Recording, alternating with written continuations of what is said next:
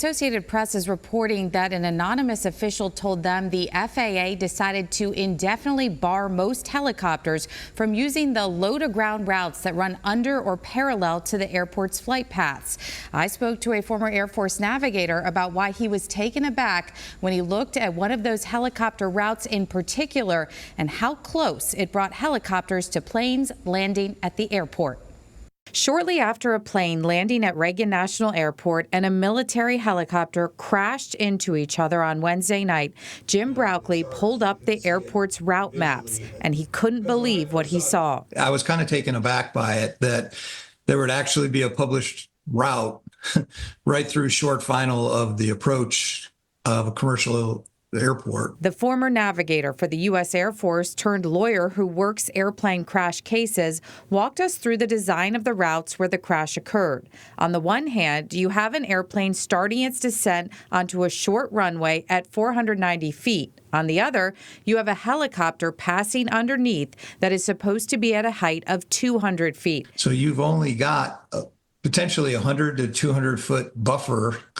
And if you have one plane that's a little too low or a helicopter that's a little too high, you've now taken this 200 foot or 150 foot buffer and basically shrunk it to zero. And you said you were taken aback when you saw that. You know, what is your feeling on why was it designed this way? I think the reason that it's designed that way is because it's just the high volume of traffic and because of the unique aspects of the Washington, D.C. airspace.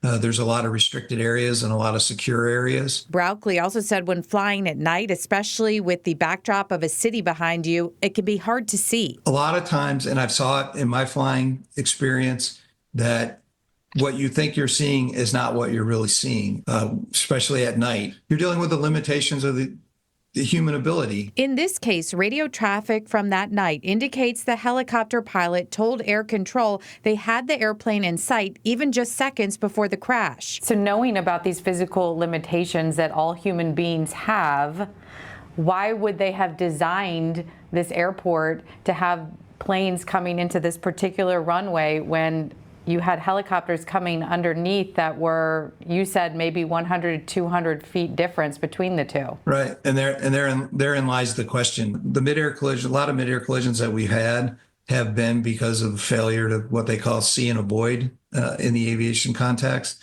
You would hope that in those areas where air traffic control is involved, that they're assisting as well. In this case, radio traffic shows the air traffic controller did confirm with the helicopter that it had the airplane in sight 2 different times and told the helicopter to pass behind the plane shortly before the crash. Does it make sense to you to run helicopters through that airspace? I mean, is that something that's like critical? We have to have these military helicopters, for example, going through that area? My thought would be, can't there be better routing other than through, final approach to the only major airport in downtown Washington?